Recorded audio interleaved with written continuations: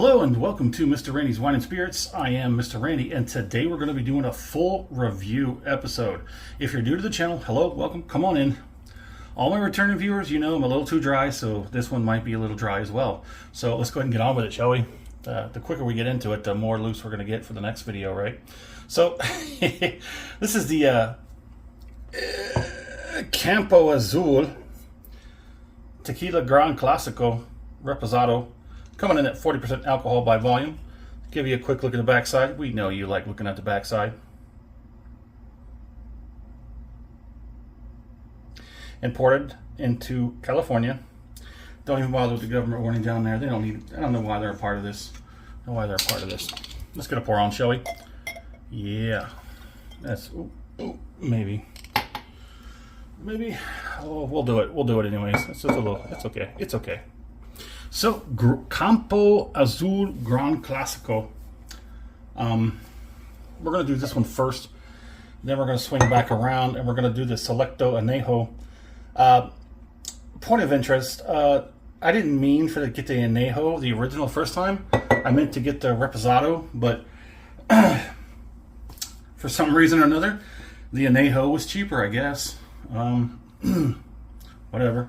But it's good, so let's go ahead and get on it. I can smell it from here, about a foot away as I'm looking at it. I can smell it. So, Campo Azul is in the highlands of Mexico. It's in the Jalisco, Los Altos. So I paid just over $21 out the door here in Texas. This bottle, as well as, this bottle was purchased before I moved. We're currently in San Antonio. Still haven't found a place to call home yet, so we're just kind of kicking it in the hotel. So this does come in at 40% alcohol by volume. Let's go get to the nose. It's got a relatively light nose. It has turned down some from off the rip. So Mr. Randy does a 3-part series. Number 1, off the rip, get it home, crack it open, have them first pour, share my first impression with you. Part 2, the full review, where we're at today. We'll drink it down halfway. I'll go online, find as little as possible, because I don't know, they just don't like sharing, I guess. I bring back whatever I can find. Try and make it interesting. We talk about it, I score it, we continue to drink it, because part 3, final pour, down here, thus the name, final pour in the glass. We have that final pour compared to the first pour off the rip, and everything in between. So, now this is a judgment assessment coming from off the rip. Now it's down halfway. It's got time to sit. This is a little over a week, not quite 2 weeks. I'm rushing it because, you know, whatever. It's had time to breathe. It's been opened quite a bit. Every pour gets an opening, and the air off gases, you know, and you get captured air comes out, fresh oxygen goes in, and the process repeats for just under 2 weeks. I'd say probably 2 business weeks, you know, 10 business days. It's all business here. The nose has definitely got a lot lighter from off the rip. Let's go ahead and get that first acclimation palate out of the way.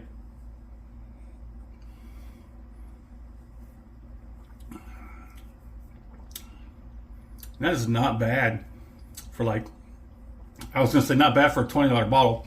I did pay just over $21 out the door. However, most places where I've looked and seen online, this does go for roughly about $25 on average. So that's on the shelf price. Out the door, you're probably looking just sub $30 bottle. 25.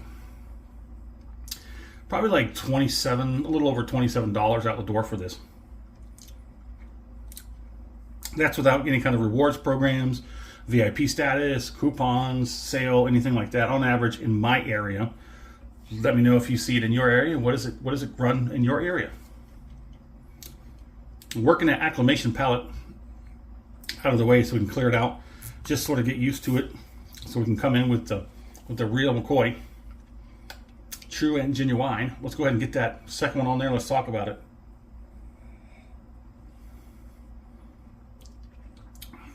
Yeah, I gotta say, that's actually nice for like a $20, $25, sub $30 bottle.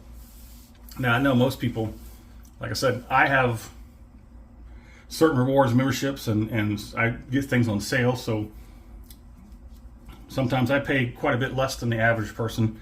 And there's people out there who spend a lot less on their bottles than me, but they spend more in the long run. Let's not talk about that. Let's talk about this.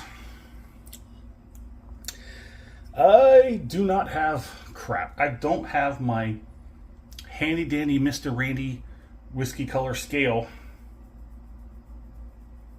I'm going to have to make a new one, I guess.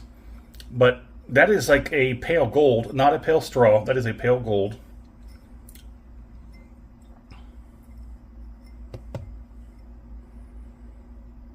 It does have some good viscosity. Transfers well to the mouth. Let's get one more.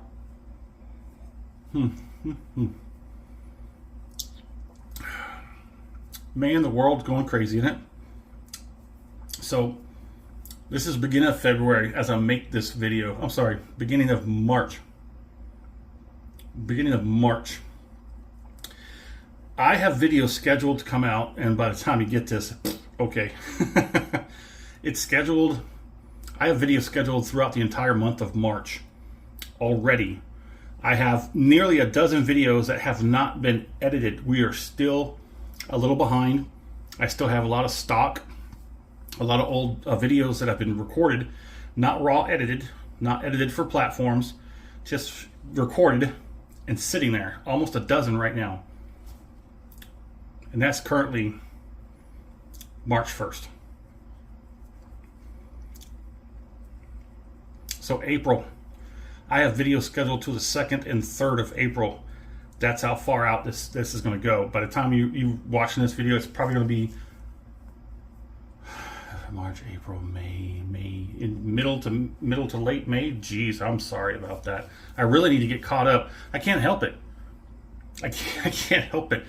I mean, I'm releasing on average probably a couple videos a day to try and get through the backlog, but every time I get a bottle out, I get a bottle in, and the process starts over. So let's get the finish on this, and we'll talk about it.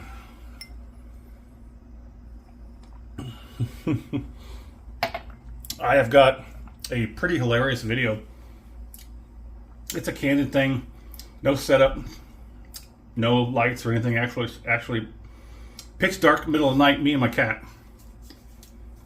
It's hilarious, but I'm a little iffy to release that video to the general public. I have, because of reasons. Depending on what platform, that may or may not see it. So let's talk about the palate. You're definitely getting that regular roasted, toasted agave. It's a little sweet. It's a little tart, little sour, just like a good tequila should be. Not overwhelming on any category, any area, any part of that spectrum. I'd say it's relatively balanced, well balanced. Not well balanced. We'll just say balanced.